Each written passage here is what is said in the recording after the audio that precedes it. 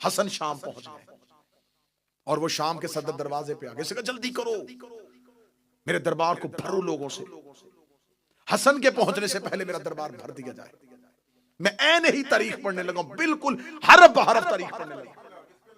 इसका जब तक हसन शाम के सदर दरवाजे से दरबार तक पहुंचे, दरबार खचाखच भर दो मेरे खुशामदीयों के साथ, सारा मजमा मेरा हो, ताकि हसन को पता चल जाए कि मेरी हुकूमत शाम में कायम हो चुकी है। इसने पूरा दरबार खचाखच भर दिया। इसके किराए के लोग खुशामदी सारे के सारे दरबार में इकट्ठे होकर गलियों में मनादी करवानी शुरू कर दी कि जितनी जल्दी हो सके शाम के सदर दरवाजे से इमाम हसन बढ़ के दरबार की तरफ आ रहे हैं, जल्दी पहुंचो। जामिया मस्जिद उम्वी में लोगों का रश हो गया, इतना दरबार भर चुका था। सारे के सारे खुशामदी और इमाम हसन चलते चलते दरबार की जानब आ रहे थे। इमाम हसन के आने से पहले इसने अपने किराए के खतीब को खड़ा किया। किराए के खतीब को खड़ा करके इसने कहा चल तू खानदान बनु उमैया के फजाइल पढ़ने शुरू कर दे। किराए का खतीब उठा और उसने खानदान बनी उमैया के फजाइल पढ़ने शुरू कर दिए। इधर इमाम हसन का जब पहला कदम दरबार में आया तो ये इमाम हसन को ये तासुर देना चाहता था कि हमें तो नहीं पता था कि आप आ रहे हैं, आपके आने से पहले ही लोग खानदान उमैया के फजाइल सुन रहे थे और हमारा खतीब खानदान उमैया के फजाइल पढ़ा था। किराए का खतीब ऊंचाई पे खड़ा हुआ खानदान बनी उमैया के फजाइल पढ़ा था। इमाम हसन दरबार में आके खड़े हुए, लोगों ने तीखी नजरों से हसन की तरफ देखा और इमाम हसन की तरफ कोई तवज्जो न की। किसी ने इमाम हसन को कुर्सी न दी, किसी ने इमाम हसन के लिए रास्ता न छोड़ा। सारे खानदान बनी उमैया के फजाइल उठ उठ के दाद दे रहे थे। तहसीन की आवाजें आ रही थी, वाह वाह मरहबा की सदाएं आ रही थी। इमाम हसन ने जब वो किराए का खतीब बैठ गया, इमाम हसन चलते चलते उस मकाम पे आए जहां पर मुआविया बिन अबू सुफियान बैठा हुआ था। इसने उठ के अपनी आवाज को ठीक किया और ठीक लगे गए, ए अबू तालिब का बेटा, ए अबू तुराब का बेटा, ए अली का बेटा, आप कब आए मेरे दरबार में? मैंने तो आपको आते हुए नहीं देखा, आप कब पहुंचे हैं? इमाम हसन देखा था मैं उसी वक्त पहुंच गया था जब तेरे किराए का खतीब तेरे खानदान के फजाइल पढ़ा था। ये मुस्कुरा के लगा, सुन लिए आपने मेरे खानदान के फजाइल? इमाम हसन ने ऊंचाई पे खड़े होकर पूरे शाम के जामिया मस्जिद उम्वी के खचाखच मजमे में कहा, ए मुआविया बिन अबू सुफियान, मैं हसन इब्ने अली अपनी मां ज़हरा से लेके हव्वा तक और अपने बाप अली से लेके आदम तक एक एक का नाम और किरदार पढ़ता हूं और ऊंची आवाज में पढ़ूंगा। अगर तुम में जुर्रत है मेरे कान में आके अपनी मां का किरदार सुन।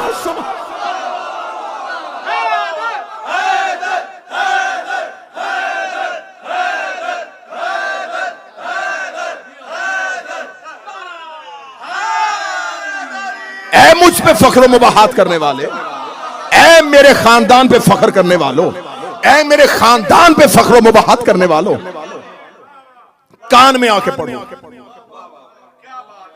दरबार में सन्नाटा तारी हुआ, खामोशी तारी हुई, खामोशी का तारी होना था।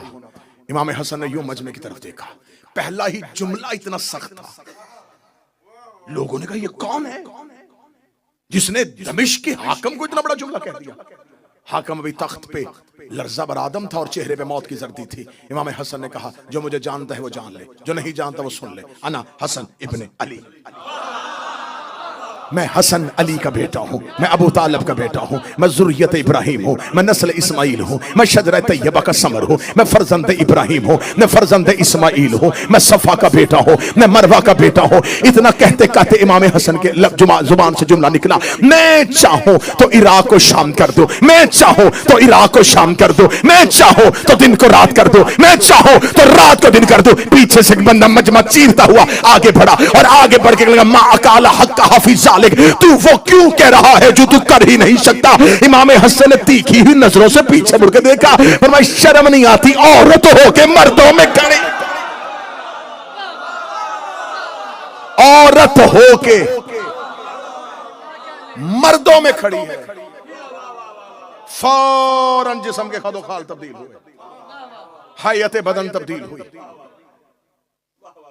इनकलाब ईरान के बानी आगा खुमैनी ने एक तफसीर लिखी है कुरान की। उन्होंने अपनी कुरान की तफसीर में सूरह यासीन की इस आयत में इन्नमा अम्रुहु इज़ अरादा शैअन अन यक़ूल लहु कुन फयकून, इसकी तफसीर करते हुए उन्होंने कहा कि अल्लाह कहता है कि जब मैं किसी चीज का इरादा करता हूं,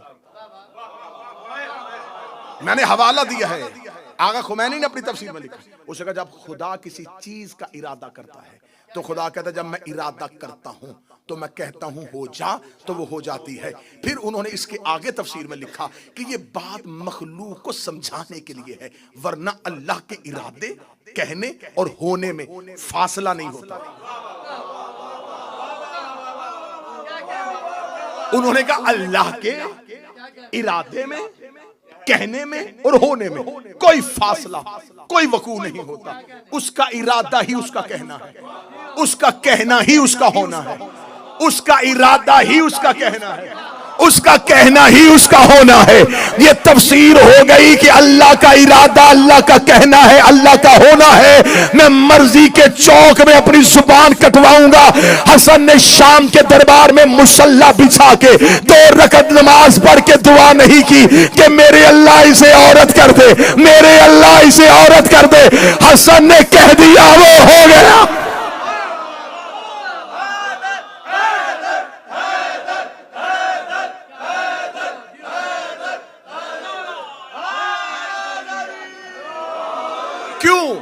इसलिए कि इमाम हसन इरादा इलाही है। हसन जमीन पर अल्लाह के इरादे का मजहर ताम है। ये तजल्ली परवरदिगार है। अल्लाह का कहना इनसे साबित है, क्योंकि ये दलील परवरदिगार है। कहा शर्म नहीं आती औरत होके मर्दों। यहां तक आपको जाकिरी ने सुनाई है, मैं इससे अगली हदीस का अगला टुकड़ा सुनाने लगा। अब इससे भी अच्छा टुकड़ा सुनाने लगा हूं। जब कहा शर्म नहीं आती औरत हो के मर्दों में आ गई है, हैयत तब्दील हुई, खदो खाल तब्दील हुए, मिंबर की पूरी खतीबाना जिम्मेदारी के साथ जुमला कहने लगा। जो ही बदन तब्दील होना शुरू हुआ तो अपने आप में शर्मिंदगी में ऐसे मजमे से बाहर निकलने का इरादा किया। इमाम हसन ने पीछे आवाज कहा, रुक जा, कहां जा रहा है? घर जाके क्या करेगा? घर पे तो औरत बैठी थी, जा, हमने उसे मर्द कर दिया है। हमने उसे मर्द कर दिया।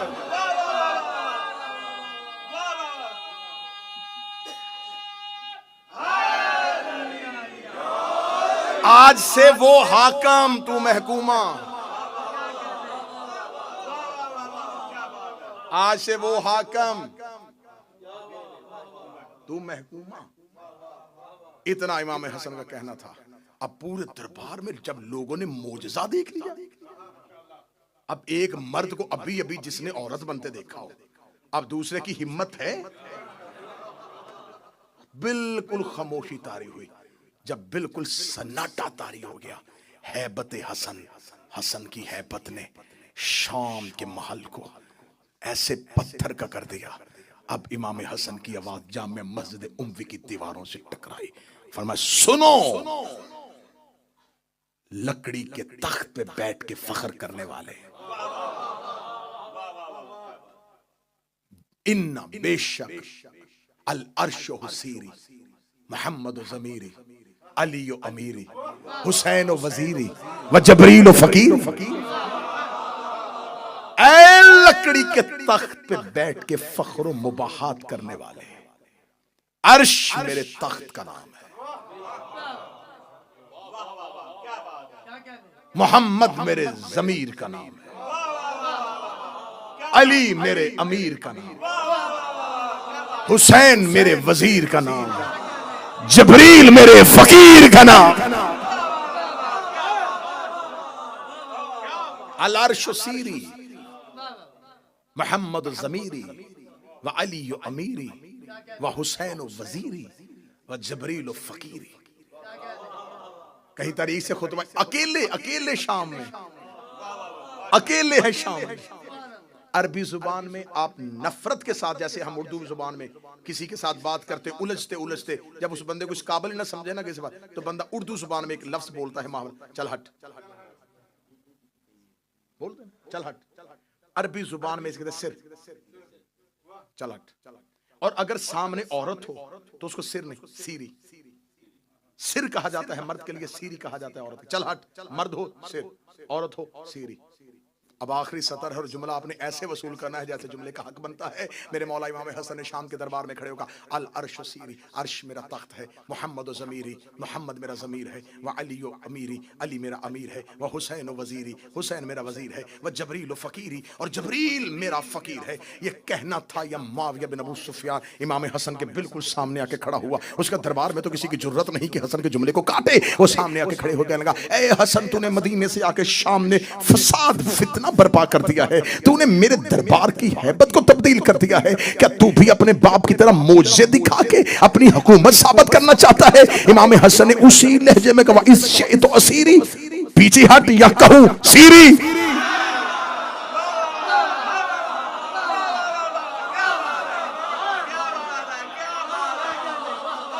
पीछे हटेगा या तुझे भी कहूं सीरी।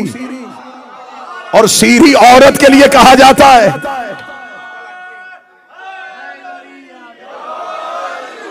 रास्ता छोड़ या मैं कहूं सीरी।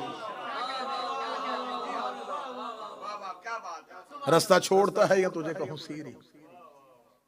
पूरी महफिल से इमाम हसन इस अंदाज से निकले और खड़े होकर कहा, खबरदार, मैंने तुझे कहा था कि अपने बाद अपने बेटे की वली अहदी की कोशिश न करना। अगर तुमने यजीद अपने बेटे को खलीफा बनाने की कोशिश की तो जान लेना मेरे भाई का नाम हुसैन है।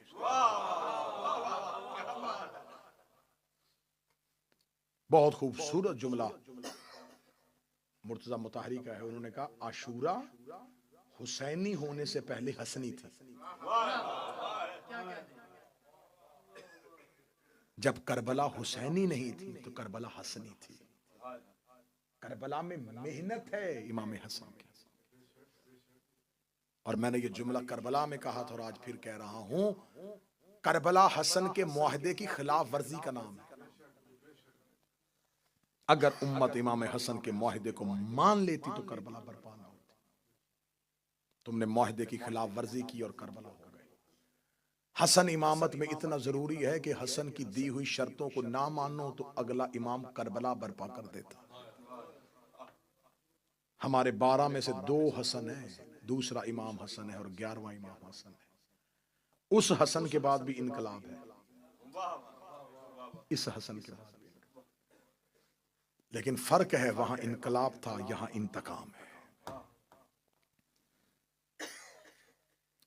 एक सख्त तरीन दौर था इमाम हसन के सामने, जहां मानने वाले बहुत कम तादाद में थे।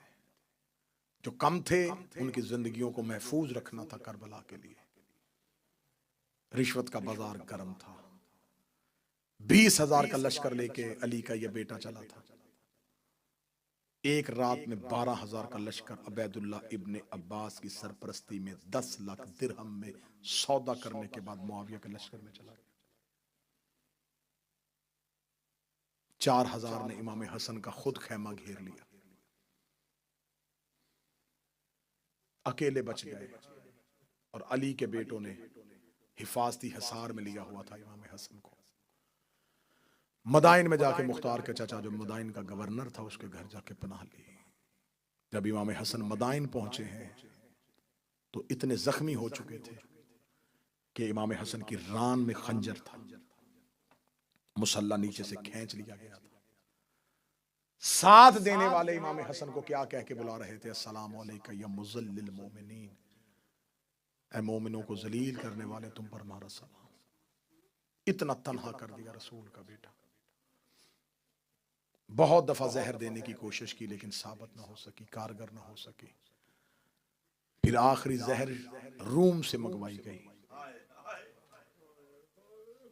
ज़मुर्द की जहर थी, सख्त इतनी थी कि इसके बारे में कहा जाता है अगर इसका